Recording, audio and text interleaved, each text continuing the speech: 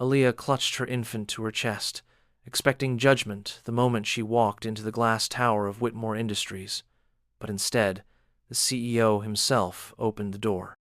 What began as an interview turned into a lifeline neither of them saw coming. If you're ready to feel all the feels, hit that like button and subscribe for more powerful, emotional stories that restore your faith in people.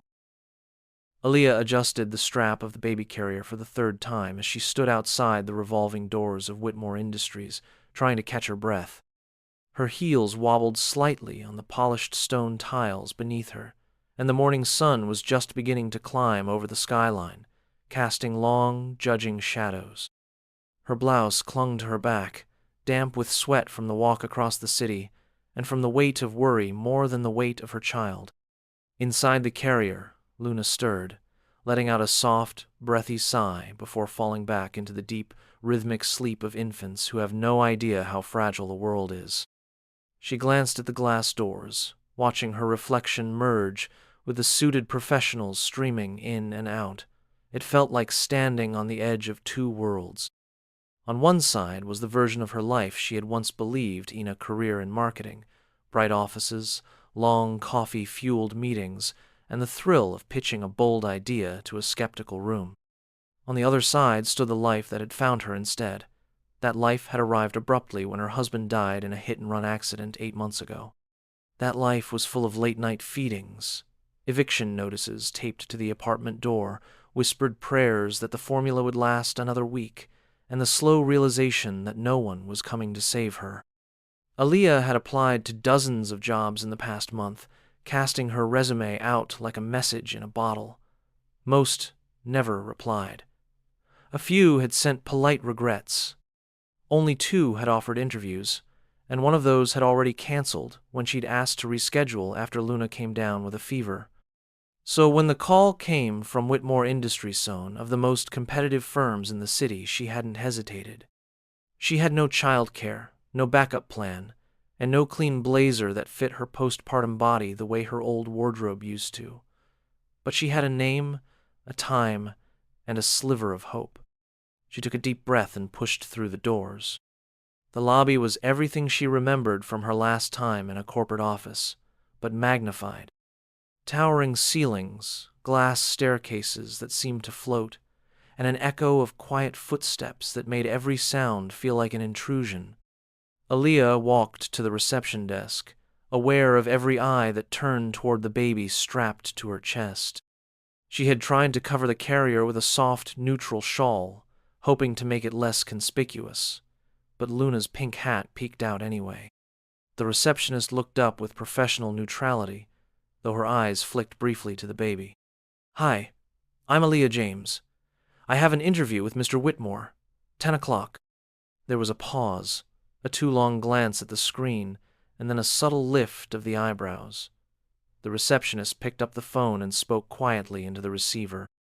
Aaliyah couldn't make out the words, but she knew the tone.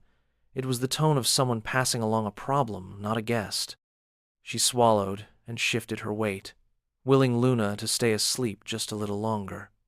The thought that they might cancel the interview or ask her to leave made her stomach twist.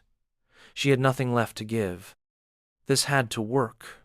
Then, to her surprise, the receptionist looked up and said, "He'll be right out." Aaliyah blinked. She had expected someone from HR, maybe an assistant, not the CEO, not the man whose name sat at the top of every news article she had read last night while nursing Luna, Marcus Whitmore. The youngest CEO in the company's history. Brilliant, ruthless, private. Rumor had it he hadn't given a public interview in over a year. The idea that he would personally meet a candidate for a mid-level marketing role seemed absurd. But a moment later, the elevator chimed, and the man himself stepped into the lobby.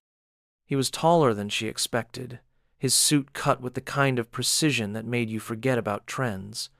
His face was unreadable, though not unkind. He moved with the stillness of someone used to having space made for him. His eyes met hers, and for the briefest second, Aaliyah thought she saw something flicker there. Surprise, maybe. Curiosity. She braced herself for the apology, the dismissal, the polite deferral to someone else. Instead, he said, "Ms. James?" She nodded, gripping the diaper bag slung over her shoulder like it was her last tether to dignity. He glanced down at the carrier. "This your daughter?" "Yes," she said quickly. "Her name is Luna.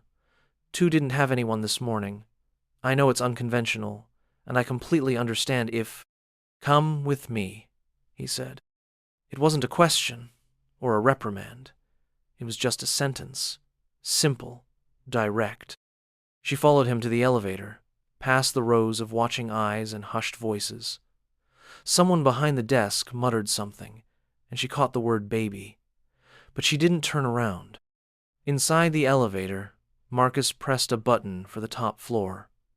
The doors closed with a soft whoosh, leaving them in silence except for the gentle hum of machinery and Luna's soft breathing. Marcus glanced sideways at the baby, then at Aaliyah. "She's what, 3 months?" 4.5, Aaliyah said, her voice still cautious. "She's quiet." Aaliyah smiled faintly. "She likes motion. The carrier helps. If she wakes up, I can step out or—" "You made it here," he interrupted. "That counts for something. Sit with me. We'll talk." Aaliyah blinked. That was not what she had expected. Not condescension, not even sympathy, just something plain and honest. She wasn't sure what to say, so she nodded. The elevator opened onto a floor, so quiet it could have been a library. His office was enormous, flanked by windows on 3 sides, but it wasn't ostentatious. There was a kind of sterility to it, as if it had been designed by someone who cared more about order than comfort. A framed photograph sat on the desk, face down. Aaliyah noticed it and immediately looked away. He gestured to a chair across from his and waited until she had eased herself into it, Luna still dozing soundly.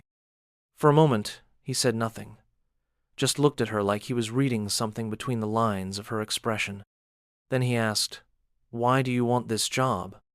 And just like that, the interview began. Marcus Whitmore had always found interviews tedious.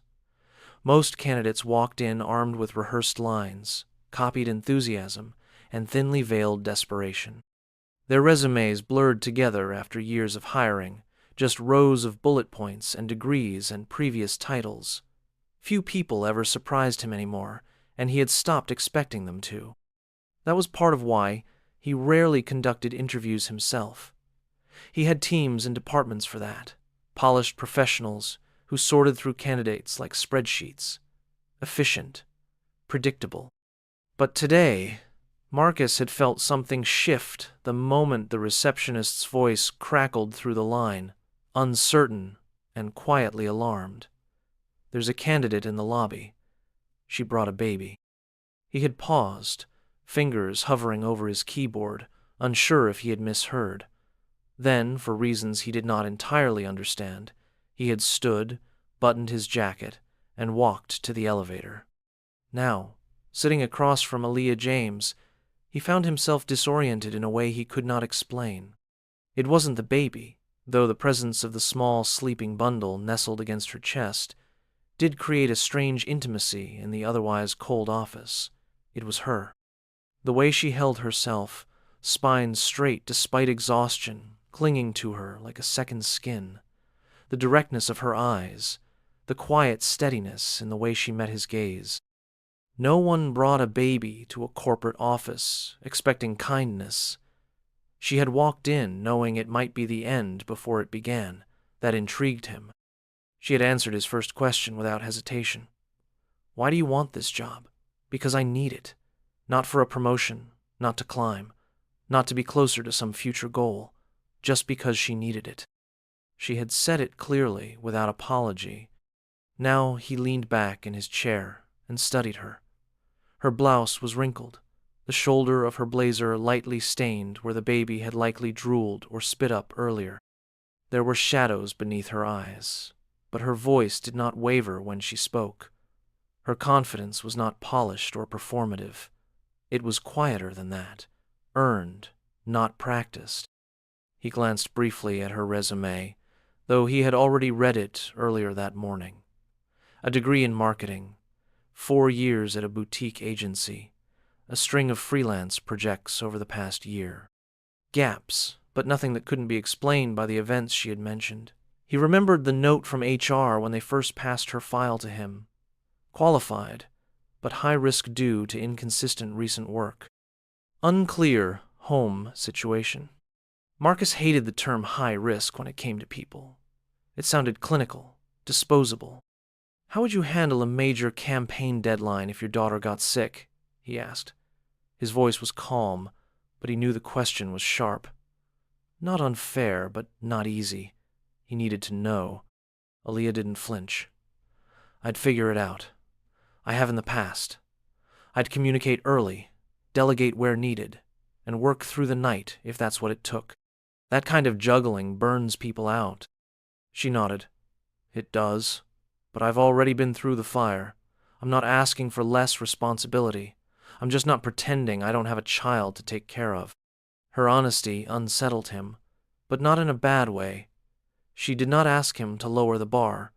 She was just telling him that she would carry the weight, no matter what it cost. The baby stirred softly in the carrier, a tiny sound, half a sigh, half a yawn. Marcus's eyes flicked toward the motion, involuntary and brief. He looked away quickly, but not before Aaliyah noticed. I can take her out if it's a distraction, she offered, already moving to unbuckle the strap. No, Marcus said too quickly. He cleared his throat. She's not bothering me. There was a beat of silence between them. Marcus could feel something loosening in the room. The rigid formalities of an interview were starting to dissolve. It wasn't the way he normally conducted these things. But then again, nothing about this felt normal. Aaliyah adjusted the carrier gently, her movements practiced. She looked up again, her tone a little softer now. You have kids? Marcus froze for half a second. The question landed like a stone in a still pond, ripples moving outward in quiet waves. He looked past her, out the window, where the skyline shimmered in the late morning haze. He thought about lying, brushing it off, redirecting the conversation like he usually did when someone got too close to the wrong memory, but something about her steadiness pulled the truth out of him. I did, he said. A daughter. Aaliyah said nothing. She didn't rush to fill the silence with platitudes. She just nodded, slowly, and let the words sit between them. How old? She asked, gently. She was 5, Marcus said. His voice was quieter now. Car accident. 3 years ago. I'm sorry, she said, and he believed her. She didn't say it like a reflex. She said it like someone who understood grief, not as a moment, but as a companion. It ended my marriage, he added, surprising even himself with the admission. I buried everything in the company after that, kept people at a distance. It worked, for a while. Aaliyah exhaled slowly.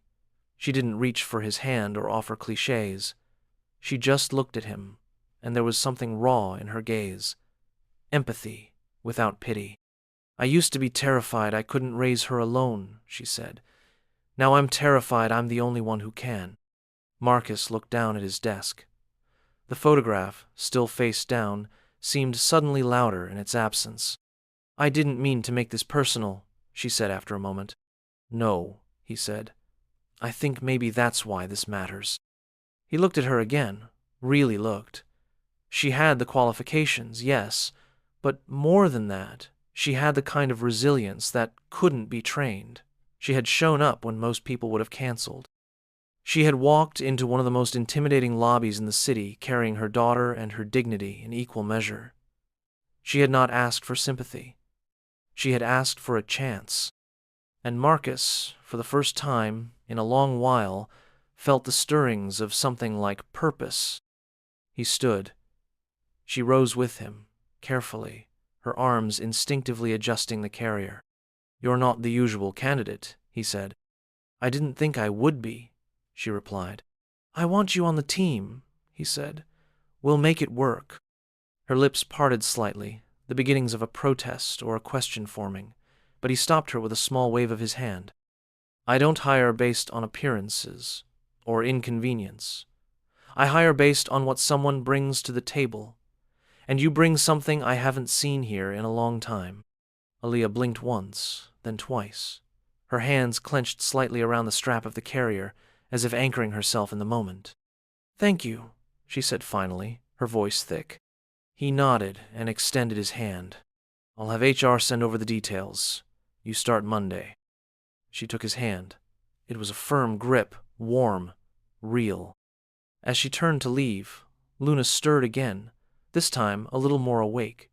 Marcus looked at the child, her tiny fists curled against her chest, eyes fluttering open for a second before slipping closed again. He felt something tighten behind his ribs, then ease. Aliyah reached the door, then paused. "Why did you come get me yourself?" Marcus considered the question. Then he said, "Because someone once told me that you don't get second chances to do the right thing, and I was curious what someone brave enough to bring their whole truth through those doors looked like." Aliyah held his gaze one last time before stepping into the hallway. When the door closed behind her, Marcus looked at the photograph on his desk. He reached out and slowly turned it face up.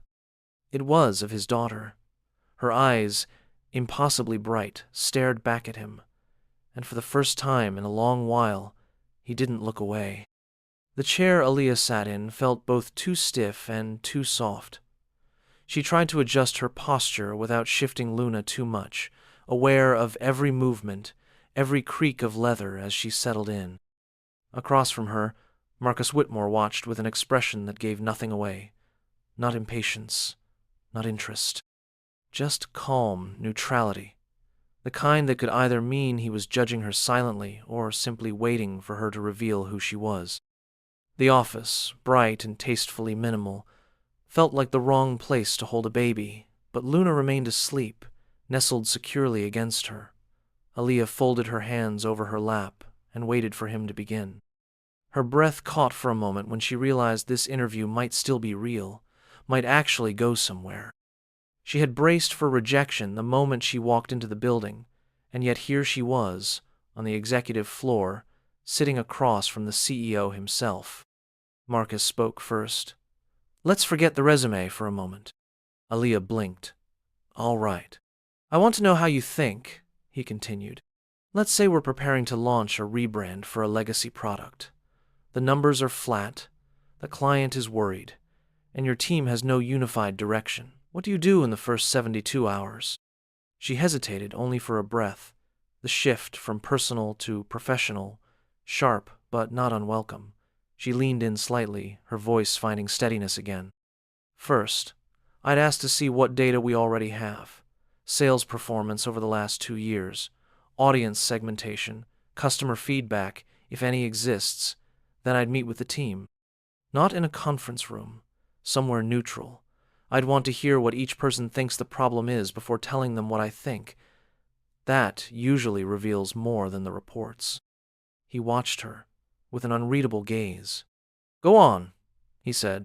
"I'd identify one clear objective," she continued. "Not fix everything. Just one short-term win that we can build momentum around. Then I'd look for a creative hook. Something rooted in the company's values but adapted to the market we're in now. Brands get stale when they forget who they're talking to. Would you push back on leadership if they disagreed?" "If I believed strongly enough, yes," she said. "But I'd bring numbers with me. I've learned that arguments without proof are just noise." Marcus leaned back, fingers steepled beneath his chin.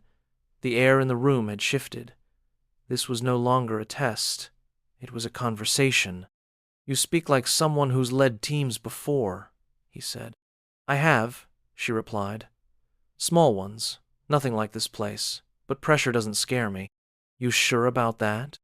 Aliyah's eyes flicked downward, to the baby on her chest, then back to his. "I'm here, aren't I?" she said quietly. He said nothing for a long moment. Then he stood, walked toward the tall window, and let the silence stretch between them.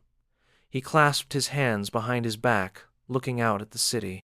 It was a commanding view, all steel and glass and the illusion of control. Aliyah waited, unsure if she had said too much or not enough. When he turned back, his tone was different, less polished, more human. You know, most people come in here trying to impress me with their polish.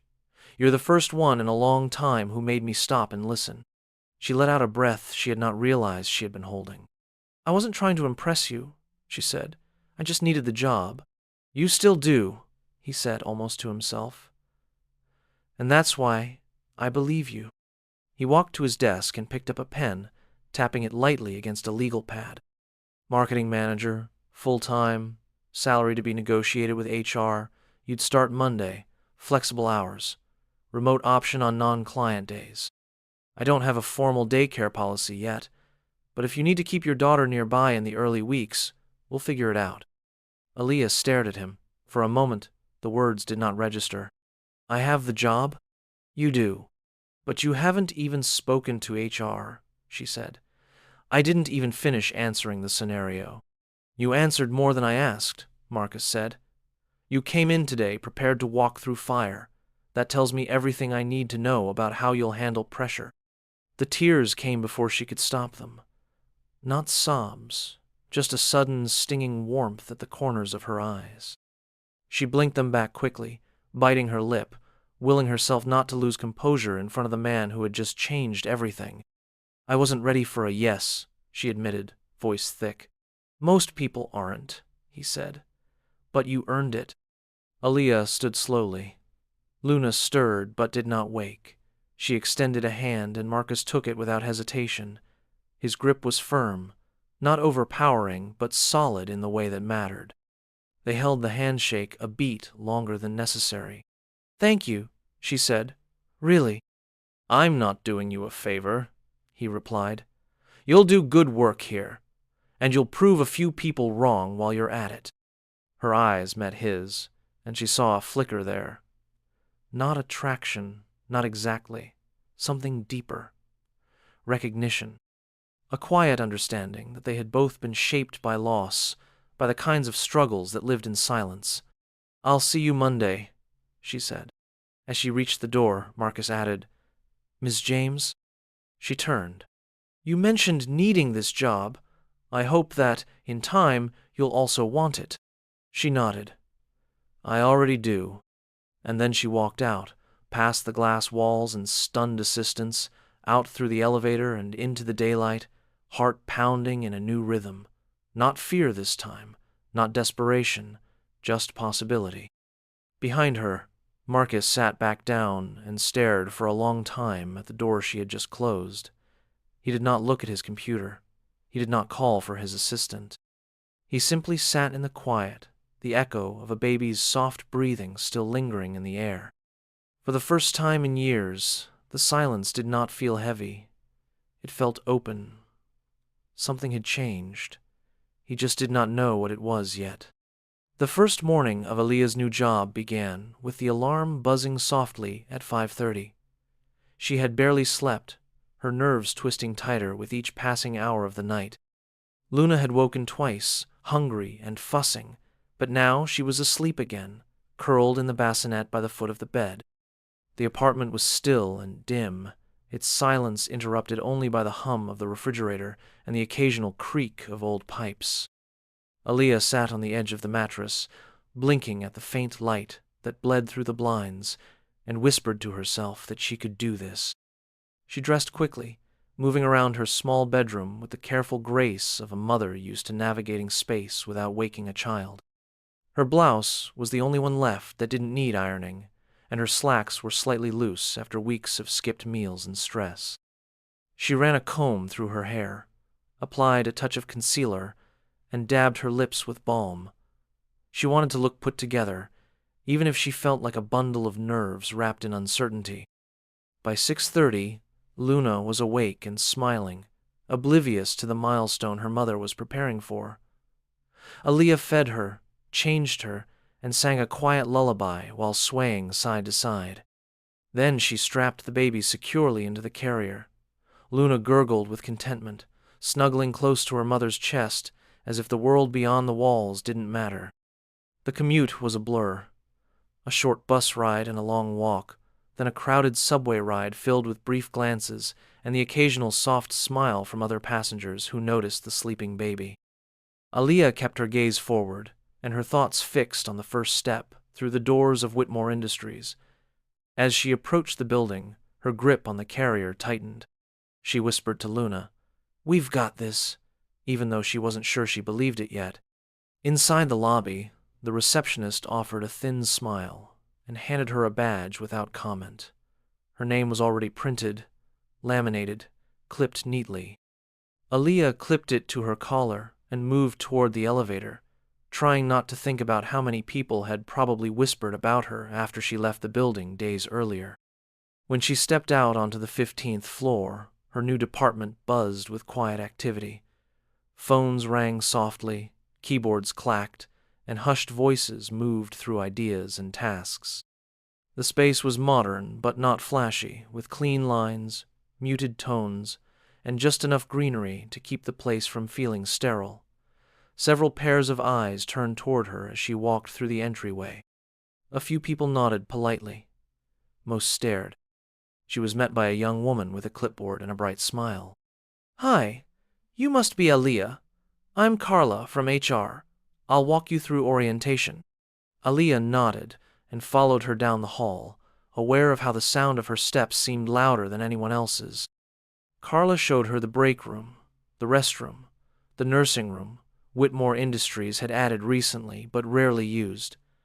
Then she led her to a small office space tucked near the back corner of the department.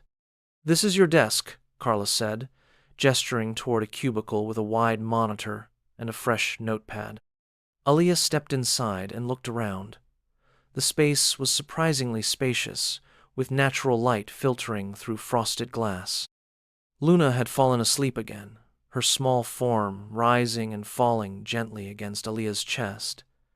She sat carefully, adjusting her posture so she could type without disturbing the baby. Carla lingered in the doorway. "There's no formal policy about babies in the office, but Marcus gave clearance. You'll probably want to use the nursing room or the mother's lounge during the day when she wakes up." Aaliyah offered a grateful smile. "Thank you." Carla paused, then added, "I think a few people were surprised when they heard you'd been hired, especially given, well, the circumstances." "I understand," Aaliyah replied calmly. "I'm here to work." Carla nodded and left, but not before glancing once more at Luna with an expression Aaliyah couldn't quite read. The day unfolded slowly. Her inbox was already full of calendar invites, shared folders, onboarding documents, and internal communication threads. She dug into the orientation materials, completed digital training modules, and sent polite emails introducing herself to the team. Luna stayed quiet for the first few hours, stirring only slightly as Aaliyah read through the marketing team's recent campaign summaries. By midday, she had a meeting with the department's creative lead, a middle-aged woman named Teresa, who wore sharp glasses and carried herself like someone who had been through every type of corporate chaos and lived to tell the tale. Teresa greeted her with a brisk handshake and a glance at the baby. "So," she said, settling into her seat, "you're the one."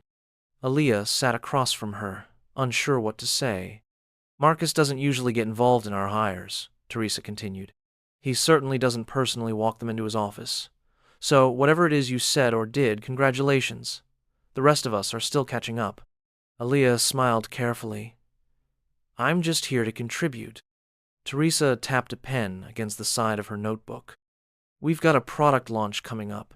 High profile, tight deadline. You'll be reporting directly to me for the next 6 weeks. Think you can manage that with everything else going on?" "I wouldn't be here if I couldn't." Teresa studied her for a moment longer, then gave a short nod. "Good. We don't have time to handhold." "I don't expect anyone to." The meeting ended with a list of deliverables and a shared project folder. Aaliyah returned to her desk and began outlining ideas, making notes, drawing on every skill and instinct she had sharpened over the past years. She worked steadily, breaking only when Luna began to fuss. She slipped into the lounge, fed her, and changed her diaper with practiced ease before returning to her desk. All the while, she could feel the quiet attention of the office. Conversations paused when she passed. Eyes flicked toward her as she walked by, not hostile but watchful. People did not say much, but their expressions said enough. Some were confused, some were curious. A few, perhaps, were irritated. In a place where perfection and professionalism were currency, she stood out. She kept her head down and her focus forward. When the end of the day came, she gathered her things and checked in with Carla before leaving. As she stepped into the elevator, Luna cooed and smiled up at her, reaching one small hand toward her mother's necklace. Outside, the city had softened under the late afternoon light. She walked toward the subway with aching feet and a full heart, unsure of what the next day would bring, but more certain than ever that she belonged here. Upstairs, in his corner office, Marcus watched from behind the tinted glass as she crossed the street, her silhouette framed by the setting sun and the gentle rhythm of her daughter's motion. He said nothing to his assistant when she asked if he needed anything. He simply turned back toward his desk, wondering why the office had felt different all day, and knowing, without needing to say it aloud, that she was the reason. The weeks passed with a rhythm that became both exhausting and strangely fulfilling. Aaliyah arrived early every morning, often before most of the office had even started brewing their first pot of coffee. Luna, now more curious and active, had become something of a fixture among the early arrivals. Some employees would stop and coo softly before starting their day, though many still kept a polite distance, unsure of how to treat a baby in a space that had never quite been designed for one. Aaliyah focused on the work. She poured herself into strategy briefs, developed pitch decks late into the night, and carved out moments during feedings to jot down campaign taglines on napkins or the backs of receipts. Her energy seemed endless on the surface, but it came at a cost. She lived on caffeine, frozen meals, and willpower. She rarely slept for more than 3 consecutive hours, and yet she kept delivering work that demanded notice. Marcus noticed. Not just in the way a CEO monitors a new hire, but in the way someone watches a person disrupt the entire tone of a place without trying to. He began finding reasons to check in, ostensibly about work. At first, it was through Teresa or his assistant. Casual inquiries passed along as if by accident. Later, it became more direct. A brief knock at her cubicle. A comment in the hallway. An impromptu check-in disguised as a question about one of her proposals. One Thursday evening, Aaliyah was the last one still working on the 15th floor. Luna had fallen asleep in the wrap she wore across her torso, her cheek pressed against her mother's collarbone. The office lights buzzed softly overhead as Aaliyah adjusted a slide on her presentation for the upcoming product launch. She was so focused that she barely registered the soft footfalls behind her until she heard Marcus clear his throat. She turned quickly, startled, then relaxed when she saw it was him. "Didn't mean to scare you," he said. "You didn't," she replied, though her hand instinctively came to rest on Luna's back. Marcus glanced at the sleeping baby, then at the screen. "Still working on the pitch?" he asked. Aaliyah nodded. "I had an idea this morning while I was heating a bottle. I wanted to flesh it out before it disappeared." He smiled faintly. "I've found that most good ideas arrive when you're not trying too hard to find them. I don't have the luxury of waiting for inspiration," she said, a little more sharply than she intended. His smile didn't fade. "Fair point. Can I see?" Aaliyah hesitated only a second, then turned the monitor toward him. He stepped closer, arms folded, eyes scanning the screen. She watched him read, saw the subtle changes in his expression. A faint lifting of the brow. The way his mouth twitched slightly when he read the tagline she had written in the corner of the final slide. "This is good," he said. "I hope so. It kept me from eating dinner." "You should eat," he said. She looked at him, tired but still composed. "You're here too." "I live too close to have an excuse," Marcus replied. She chuckled softly. "That must be nice." He took a step back, his posture softening. There was something more relaxed in him now, something less guarded. He looked down at Luna again, sleeping peacefully despite the overhead lights. "She always this calm?" he asked. "Only when she's with me," Aaliyah said. The second I hand her off, she seems to sense the change. I remember that, he said. My daughter was the same, wouldn't let go of me during thunderstorms, or when we took her to the pediatrician, like she knew what was coming. Aaliyah turned to face him more fully. You haven't said much about her. Not since the interview. Marcus leaned against the edge of the desk, eyes growing distant. She was everything, he said simply. Bright, loud, fearless. She would draw on the walls, then tell me it was modern art. I told myself I was raising an executive. Her mother said she was raising a hurricane. There was a silence between them, filled with the hum of the building and the quiet rhythm of Luna's breathing. Aaliyah didn't interrupt. She died in a car accident, he continued after a moment. With her mother. I was supposed to pick them up that day. I was in a meeting, decided to let them take a car service instead. It was raining. The driver lost control on the bridge. I'm so sorry, Aaliyah said softly. He nodded, once. I stopped talking about it after the funeral. People get uncomfortable. They start looking at you like you're broken. You're not broken, she said. No, he replied, just careful. Aaliyah looked at him, seeing not the CEO now, but the man beneath all the structure and schedule. He looked tired in a way that wasn't about hours worked. He looked like someone who had built a world out of logic just to avoid feeling the chaos of loss. Can I ask something? She said. Of course. Why did you hire me? He paused, then answered slowly. Because you walked into that lobby with your entire truth exposed and didn't flinch. You didn't try to hide your reality. You owned it. That kind of courage is rare. She let the words settle. I didn't think I had another option. That's what made it real. Luna shifted, her small hand curling slightly against her mother's chest. Marcus watched the movement with an expression that was almost reverent. You know, when I was first promoted, he said, I thought I had to become someone else. Colder, more distant. I thought that was the cost of leadership. But then you came in and reminded me that strength doesn't always come in a suit and silence. Aaliyah's eyes shone slightly, but she blinked quickly, unwilling to let emotion take over. I just want to do a good job, she said. You're doing more than that, he said. You're changing the atmosphere. He pushed off the desk, straightened his jacket, and walked toward the door. Before he left, he paused. Let me buy you dinner. You've earned it. Aaliyah blinked, startled. I mean something easy, he added quickly. Take out. Thai, maybe. My treat. I'll have it sent to your desk. She smiled. Only if you're eating, too. I will, he said. You convinced me. He left without waiting for a thank you. Aaliyah sat back in her chair, still processing the conversation. Luna stirred slightly and then settled.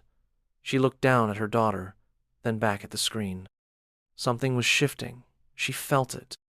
Not just the job. Not just the work. Something deeper, more complicated, and terrifying in its own way. She wasn't sure what it meant, but for the first time in a long time, it didn't scare her. The first real sign of trouble came quietly, cloaked in the ordinary pace of the workday. Aaliyah had just returned from the nursing room. Luna fed and swaddled against her chest when she noticed a strange tension in the air. Her inbox, usually filled with collaborative notes and calendar updates, now held 3 flagged messages from Teresa, each one colder than the last. The subject lines made her stomach tighten. Urgent, campaign issue, client concern, immediate attention, and come see me, now. Aaliyah moved quickly toward Teresa's office. As she approached, she noticed the half-closed door and the low hum of voices inside. She waited outside, unsure whether to knock. The door opened suddenly, and a woman with sleek, auburn hair and a crisp navy dress stepped out. Aaliyah recognized her at once. Harper Monroe, Senior Account Director. Ambitious, connected, and known for her strategic sharpness that bordered on ruthlessness. Harper gave Aaliyah a brief once-over and smiled politely, though her eyes did not match the expression. She's all yours, Harper said as she passed, then disappeared down the hallway. Aaliyah stepped into the office. Teresa sat behind her desk, arms folded tightly, her expression hard to read. She didn't invite Aaliyah to sit. "What happened?" Aaliyah asked. "We've got a problem," Teresa said. "The client Barlow Finch is furious. Their campaign preview included outdated data and a tone they described as completely off-brand. They're threatening to pull from the next phase of the project." Aaliyah's mind raced. "That doesn't make sense. I double-checked those figures myself. And the tone. They said it read like an ad for a startup, not an established investment firm. Your strategy deck is what they referenced directly." "I didn't send anything to the client without your approval," Aaliyah said. "I uploaded the draft to the shared folder, but it wasn't finalized. Harper says she forwarded it because the client requested early visuals." Aaliyah's heart dropped. She wasn't on that thread. She didn't have access to that deck. Teresa leaned back in her chair, her expression now less severe and more tired. "I believe you didn't intend for that to go out. But the fact is, it did. And the client isn't happy." "I can fix this," Aaliyah said quickly. "I can reach out, set up a call, walk them through the strategy and how we're revising it. I'll rebuild the relationship." "I already told them we'd regroup tomorrow," Teresa said. "You'll be on that call, but you should know this is being noted." Aaliyah nodded slowly. "I understand." She returned to her desk, feeling as if the floor had shifted under her. Luna stirred softly, sensing the change in her mother's energy. Aaliyah soothed her gently, then sat down and opened the shared folders. The document in question had indeed been downloaded and renamed, forwarded, using a different subject line. Harper had changed the title slide, removed the draft watermark, and sent it from her own email. Aaliyah stared at the screen. There it was, the proof. Harper had gone around her. She could confront her directly, march over to her office and demand an explanation, but instinct told her to wait. Emotion would not help her here. She needed clarity. She needed witnesses. And most of all, she needed Marcus to know what was happening. But she hesitated. Running to the CEO felt like playing into the narrative Harper had probably been pushing since the day she arrived, that Aaliyah was unprepared, unqualified, in over her head. A charity case who got her role through sympathy, not merit. So she dug. She traced the metadata, the email timestamps, the forwarding path. She printed the originals. She marked every edit. She built her defense not as a plea, but as a case file. That night, after Luna was down and the apartment was finally still, Aaliyah sat at her tiny kitchen table with a cup of cold coffee and a stack of documents. Her hands trembled, not from fear but from anger. Real anger. Not just at Harper, but at the entire structure that allowed this kind of sabotage to go unnoticed. That assumed mothers were weak. That made every mistake feel heavier for people like her. The next morning, she arrived before sunrise. She left Luna with a sitter for the first time since starting the job, and the weight of that choice pressed heavily on her chest. But she needed focus. She needed to be sharp. At 9 o'clock, she walked into the meeting with Teresa, Harper, and a few members of the client strategy team. Marcus was not expected to attend. This was not high level enough, she had been told. Aaliyah opened the meeting calmly. She walked through the client concerns, acknowledged the issue, then laid out the new plan to win back trust. Her delivery was professional, firm, and deliberate. Harper watched her silently, lips tight, hands folded too neatly. Then Aaliyah slid a folder across the table. "I also wanted to clarify the confusion around the original deck," she said. "I've documented the full trail of revisions. The deck that was sent was not final. It was altered and distributed without my consent." Teresa flipped through the pages. Others leaned in. "I've included timestamps and file names. You'll see the deck was marked as draft until it was retitled and sent under Harper's name." Harper's eyes narrowed. "I was trying to be helpful. The client asked for early access. I thought it was ready." "It wasn't," Aaliyah said. And you never asked. The room fell silent. Teresa looked at Harper. Why didn't you tell me you'd made those changes? I didn't think it was a big deal, Harper replied, her voice taut. I was trying to keep the client engaged. But you didn't loop in the strategist, Teresa said. No, Harper admitted. The meeting ended with tension so thick it left a chill in its wake. Teresa didn't say much afterward, only that she needed time to review everything. Harper left without a word. Aaliyah returned to her desk, exhausted but clear-headed. She had stood her ground, done what she needed to do. Still, she could not shake the feeling that there would be consequences, seen or unseen. She was gathering her things when her phone buzzed with a message from Marcus. My office. Now. Her pulse quickened as she made her way up to the top floor. When she arrived, he was already standing by the window, arms crossed, his expression unreadable. He did not ask her to sit. I heard what happened, he said. I wanted to tell you myself, but I didn't want it to look like... You handled it, he said. You documented everything. You didn't lash out. You were professional, clear, calm. She blinked. Thank you. He turned to her fully now. Harper is being reassigned. You'll lead the Barlow-Finch campaign directly from now on. Her breath caught. Really?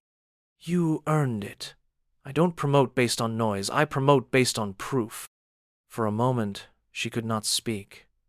The relief was overwhelming. Thank you, she said again. He gave a small nod. You're not just surviving here, Aaliyah. You're changing the temperature. People are noticing. I'm noticing. Their eyes met. Something unspoken passed between them, and for a second, neither of them looked away. Then Marcus stepped back. Go home. You've done enough today. She left the office with her head high, her hands steady, and her heart pounding for reasons she could no longer blame entirely on stress. The invitation came by email. Aaliyah nearly deleted it before reading past the first line, thinking it was another company-wide announcement she could skim and move on from. Then her eyes caught the subject again. Annual Whitmore Gala. Formal invitation. She opened it fully and read the details. Formal attire required. RSVP by the end of the week. Attendance encouraged for all department leads, especially those involved in the Barlow-Finch campaign. She reread it twice, her fingers frozen over the trackpad. Her name was on the recipient list, right there among people who had been with the company for years. Teresa's name was listed as a key speaker. Marcus would open the evening with a welcome address. Her chest tightened. She had never been to a corporate gala before, not like this. Certainly not as a recognized contributor. That evening, after Luna was asleep and the hum of the apartment had gone still, Aaliyah stared at her reflection in the small bathroom mirror. Her dress options were limited. Most of what she owned was from before Luna was born, and none of it fit the way it used to. She ran her fingers along the fabric of a navy dress she had once worn to a friend's wedding. It had been elegant then, but now it felt dated, slightly too snug at the shoulders, too loose at the waist. Still, it would have to do. There was no room in her budget for something new. The night of the gala arrived with a mix of nerves and anticipation. Her neighbor, an older woman named Gloria, who had helped her more than once during late-night emergencies, agreed to watch Luna for the evening. Aaliyah kissed her daughter's forehead, adjusted the blanket tucked around her, and whispered a promise that she would be back soon. The venue was a grand ballroom in a hotel just off the river, all polished marble and soft lighting. She stepped inside, heels clicking across the floor, heart thudding in her chest. People milled around in tuxedos and gowns, glasses of champagne in hand, laughter rising in waves across the room. She caught a few familiar faces, nodded in polite recognition, and made her way to a quiet corner near one of the floral arrangements. Aaliyah. She turned. Marcus stood just a few feet away, dressed in a tailored black suit that seemed to match the quiet authority he always carried. His tie was dark, his shirt crisp, and his gaze steady. You look different, he said. I hope that's not a bad thing. she replied, her smile tentative. No, he said. It's not. Just unexpected. In a good way. She felt her cheeks warm and looked away, unsure of what to do with the sudden rush of self-consciousness. He stepped closer, offering her a drink from a passing tray. She took a glass of sparkling water, grateful for something to hold. I didn't expect to see you here so early, she said. I'm giving the opening remarks, he replied. Figured I should show up on time for once. She laughed quietly. That would be fitting. They stood there for a moment, side by side but not touching, the soft hum of conversation surrounding them like background music. Then the lights dimmed slightly, and an announcer called for attention. Marcus nodded toward the stage and made his way through the crowd. Aaliyah watched as he climbed the steps with quiet confidence, adjusted the microphone, and began to speak.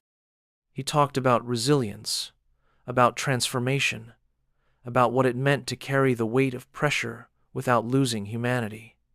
His voice was steady but not cold.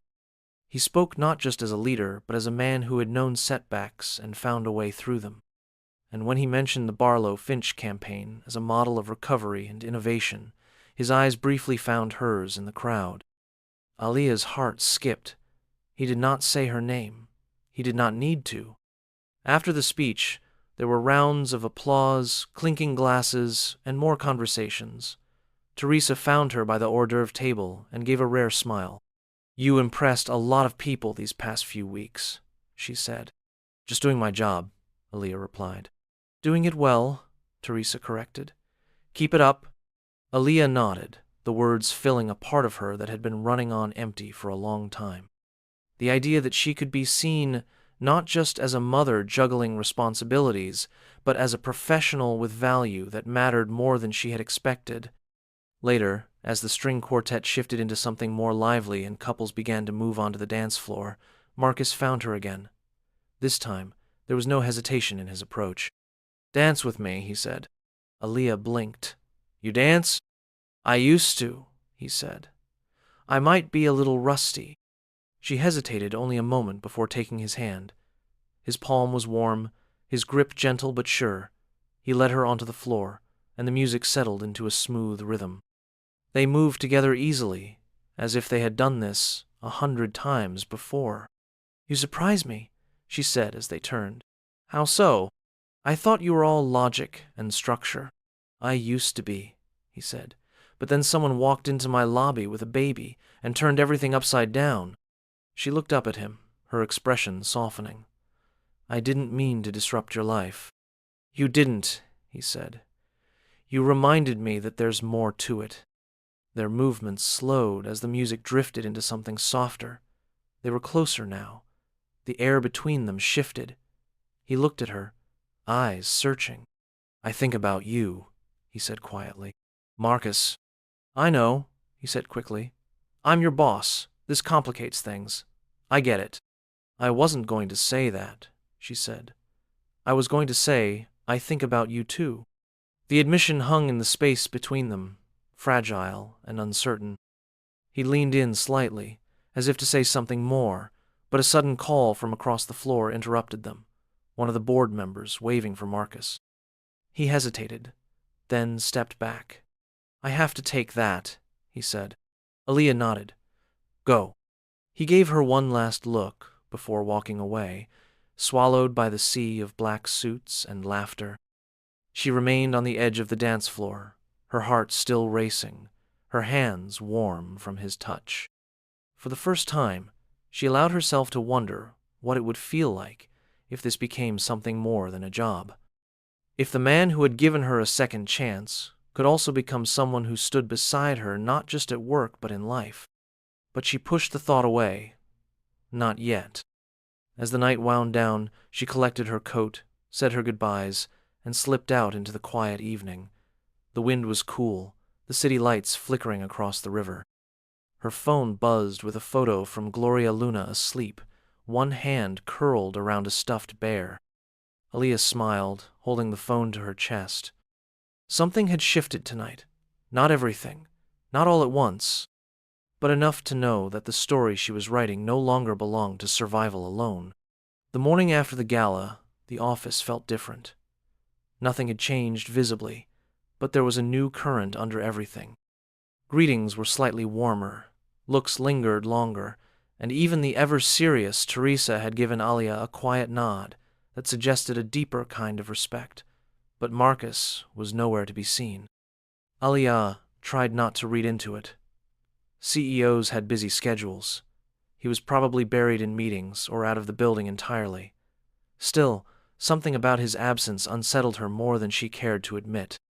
They had shared something the night before, not just a dance, but a moment, a quiet understanding that blurred the lines they had drawn between professional and personal. And now, he was gone. The hours dragged. Emails went unanswered.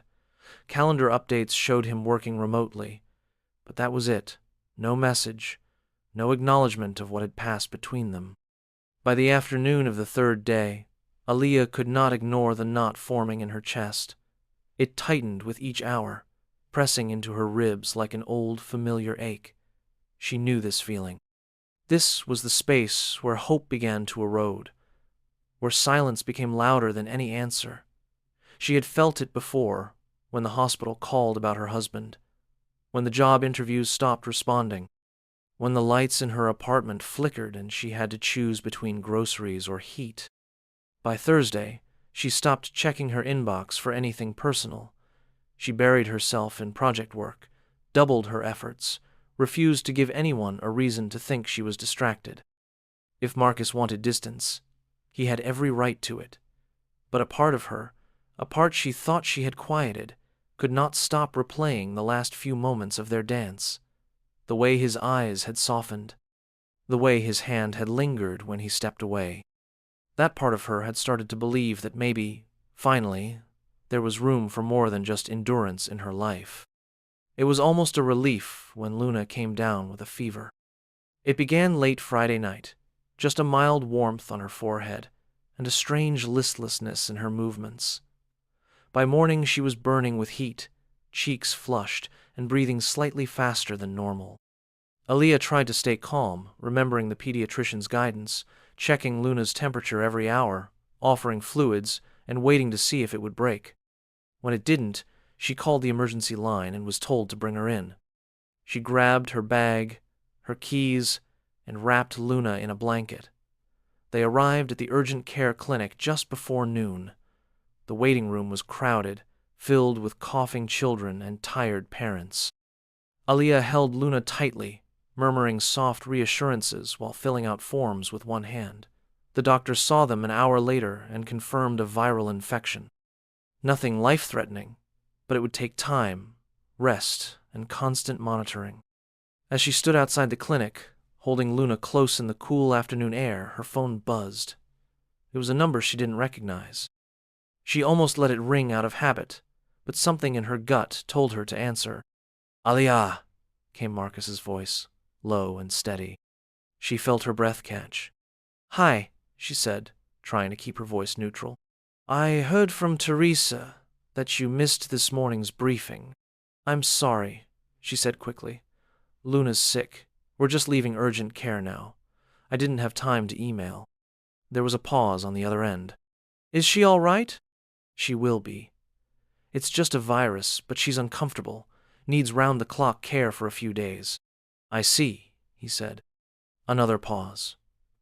She waited, wondering if he would offer help, or reassurance, or anything at all. "Do what you need to do," he said. "We'll manage the project meetings without you for now."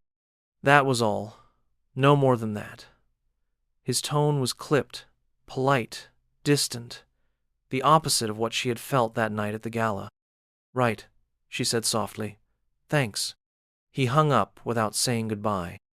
Alia stood there for a long moment, the silence buzzing in her ear like static. She looked down at Luna, whose face was tucked into her neck, warm and damp with sweat. She blinked back the sting of tears and tightened her arms around her daughter. She got them home and spent the weekend in a daze of medicine doses, tepid baths, and interrupted sleep. Every time she closed her eyes, she saw Marcus's face. Every time her phone buzzed, her heart jumped, only to fall again when it was just another automated alert or a group message from the office. By Monday, Luna was doing better. The fever had dropped, her energy was returning, and her giggles began to fill the apartment again. But Aaliyah felt hollow. She returned to work with her guard fully raised, all warmth locked away. She didn't expect kindness anymore. She had learned long ago not to ask for softness from places that offered only structure. Marcus passed her in the hallway around noon. He nodded. Nothing more. Just a flicker of acknowledgement, as if they had never shared anything outside a conference room. Later that day, she found herself in the break room, making tea just to do something with her hands.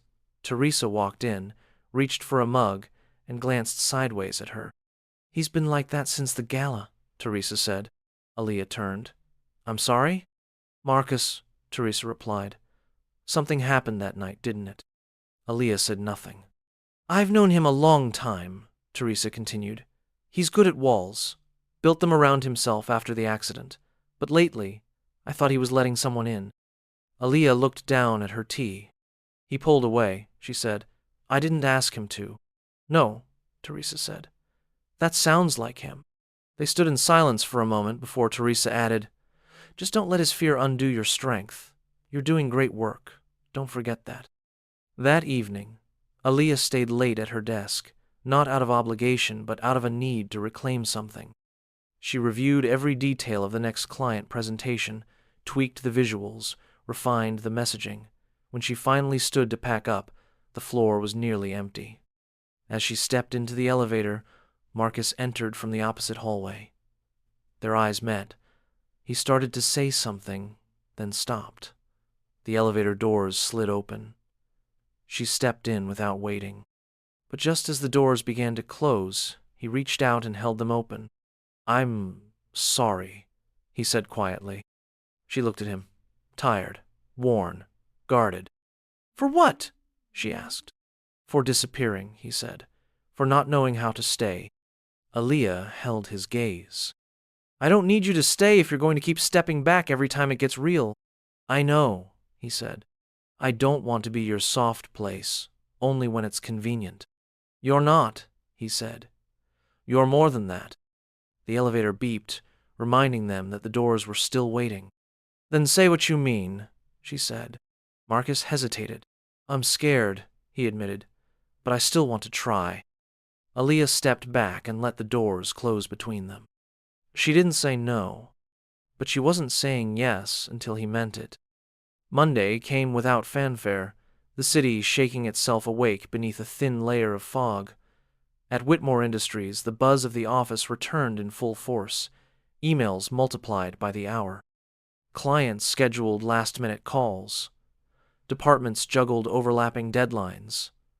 For Aaliyah, everything moved forward as if nothing had happened at all. But inside her, something was different. She was no longer reaching for anything beyond the work. No glances toward the executive floor, no wondering about Marcus's schedule, no more questions she would not allow herself to ask. Luna was healthy again, energetic and loud and full of giggles in the morning. That helped. The routine was back. Early feedings, quick showers, the delicate balancing act of daycare drop-offs and bus transfers. Each step was familiar, grounding. She welcomed it now, the way someone clings to structure after a fall. By midweek, she was leading 2 strategy sessions, reviewing creative pitches, and finalizing the next round of deliverables for Barlow Finch. The launch date was approaching fast, and with Harper gone from the team, more responsibility had shifted to Aaliyah. She didn't mind. The work kept her steady. Every solved problem, every approved idea reminded her that she belonged. Still, there were moments she caught herself drifting. A quiet memory would sneak in. The way Marcus had looked at her during their dance. The sound of his voice when he had said he was scared. She tried to push it aside, but some things were not easily forgotten. They stayed under the surface, waiting. On Thursday morning, a company-wide email went out from Marcus's office. He would be taking a few personal days. The note was short and vague. No details, no explanation. The kind of message that invited curiosity but gave nothing away. Aaliyah stared at her screen for a long time after reading it. Her fingers hovered over the keyboard, then slowly dropped back to her lap. Whatever he was dealing with, it was not her problem. Not anymore. That afternoon, Teresa called her into a conference room. The lights were already on. A stack of folders sat in the center of the table. Teresa didn't offer coffee or pleasantries. "You're presenting tomorrow," she said. Aaliyah blinked. "The Barlow Finch final pitch?" "Yes. Marcus was supposed to handle the client review personally, but with him out, you're up." There was a pause as the weight of the moment settled. "Are they expecting me?" Aaliyah asked. "They are now," Teresa replied. "I've already briefed them. They know you've led the campaign since the second phase. You have the numbers. You have the strategy. Now you just need to show them." Aaliyah nodded. Her heart was pounding, but her hands were steady. "All right," she said. That night, she stayed late. She ordered takeout to her desk and called Gloria to thank her for keeping Luna just a little longer. The building thinned out as evening settled. Lights clicked off one by one. She sat alone with her laptop and her notes, running through the presentation until she could do it in her sleep. In the quiet, she felt something return. Not confidence, exactly, but certainty. Not about Marcus, not about what might happen next, but about herself. She had come here with nothing but a worn resume and a baby on her chest. She had been judged, dismissed, and underestimated. And she had proven them all wrong. When she arrived the next morning, she wore a blazer she had saved for special meetings. Her hair was pulled back, neat and clean, her makeup subtle but confident. She reviewed the slides one more time before entering the conference room. The clients arrived promptly, all suits and sharp glances. Teresa gave a short introduction, then stepped aside. The floor was Aaliyah's. She began speaking, slowly at first, then with rising strength. She walked them through the campaign's goals, the audience targeting, the creative evolution, the projected returns. She answered every question clearly. When one of the executives pressed on risk factors, she responded with a smile and a line from her research that left him nodding. By the time she reached the final slide, there was a silence in the room that felt like attention, not doubt. "Your trust matters," she said. "And so does your audience's. We designed this campaign with both in mind. This isn't just about selling a product. It's about restoring credibility." There were a few murmurs.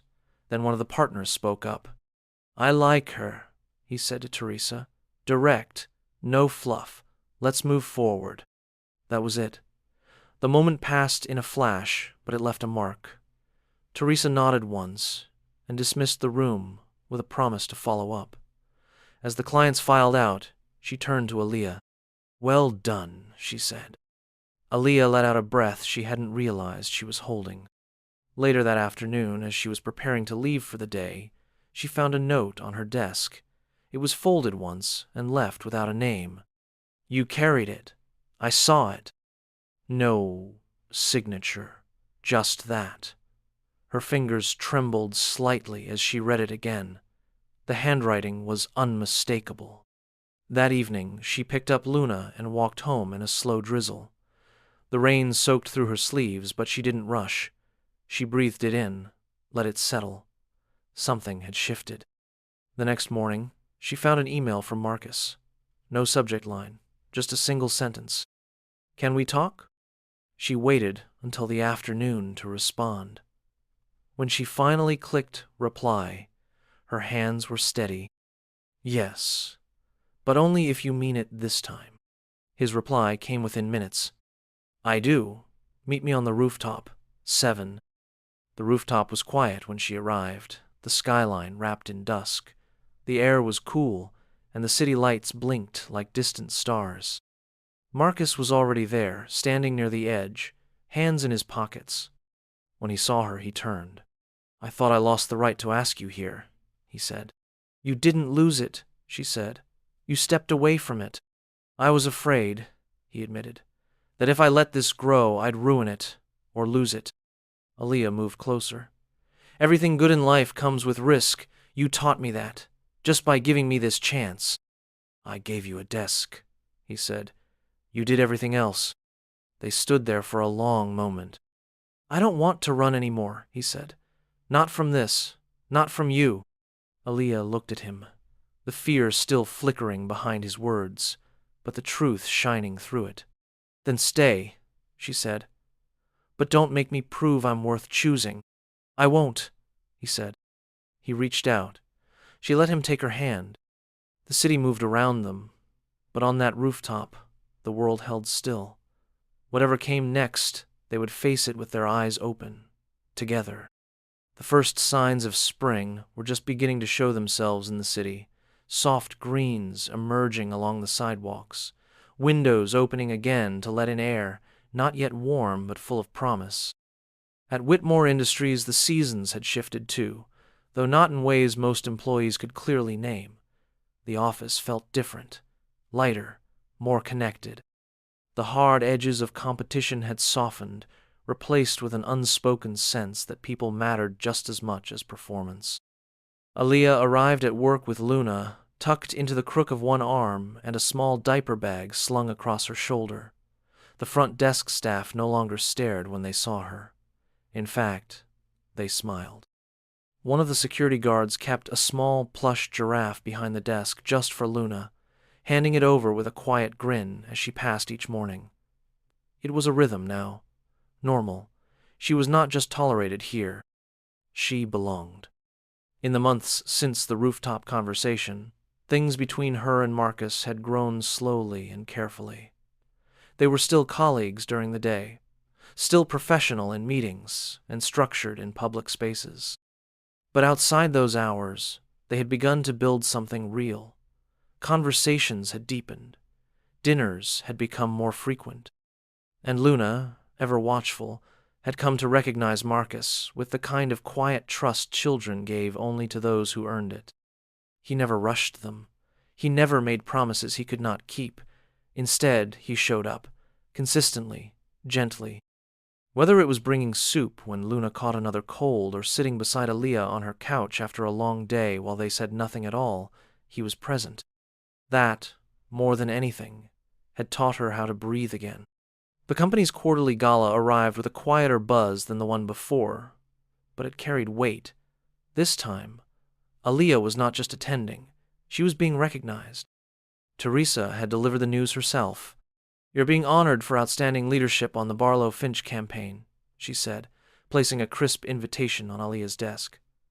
"Marcus wants you to speak." Aaliyah's eyebrows had lifted at that. "A speech? Just a short one," Teresa said. "But yes, you've earned it." Now, standing in front of the mirror at home, Aaliyah adjusted the neckline of her dress.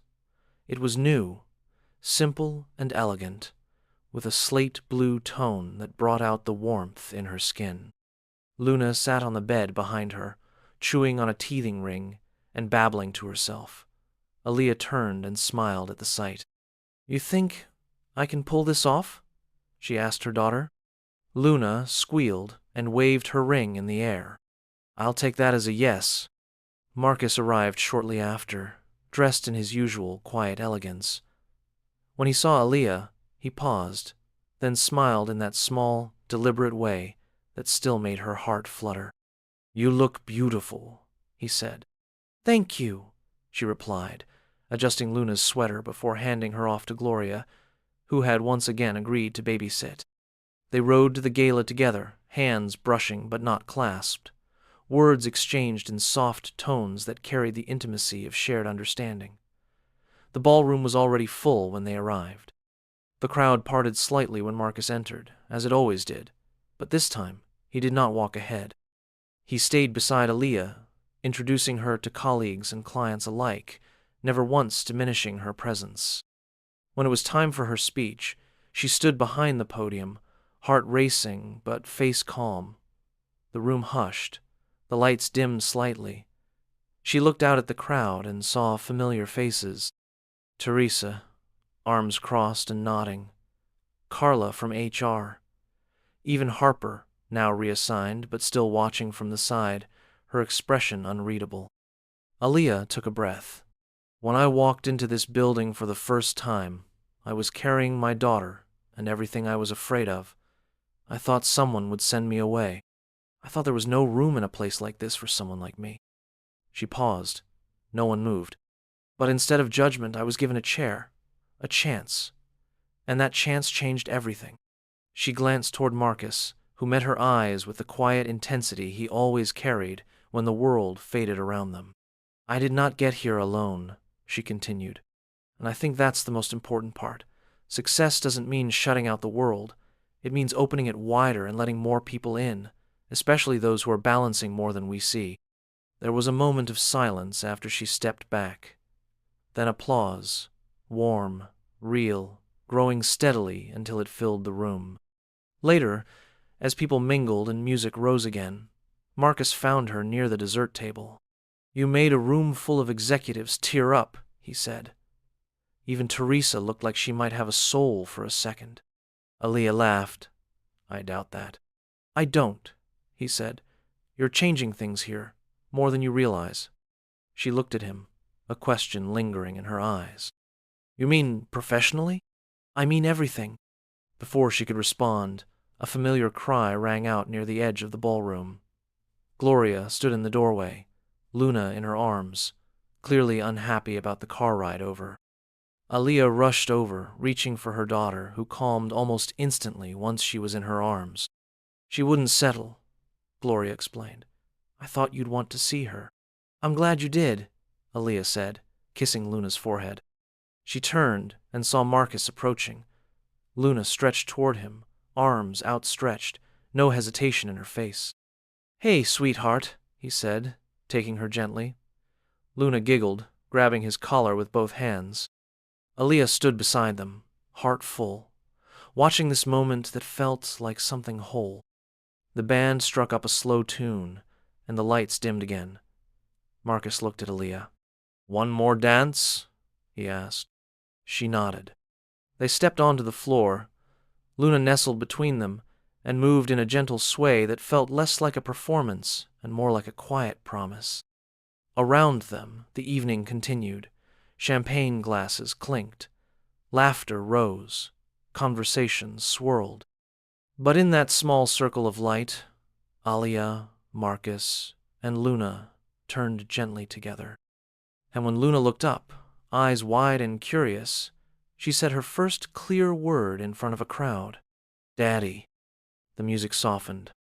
The room fell still. Aaliyah froze. Marcus blinked, startled. For a second, the world narrowed. Then Luna giggled again, said it louder. "Daddy." Aaliyah looked at Marcus, heart thudding. His eyes shone, but he did not flinch. He pulled Luna closer, kissed the top of her head, then met Aaliyah's gaze with quiet certainty. "Guess she decided for us," he said. Aaliyah laughed, and it turned into something brighter than laughter, something free. They kept dancing, all three of them, in a room full of light and wonder. And nothing would ever be the same.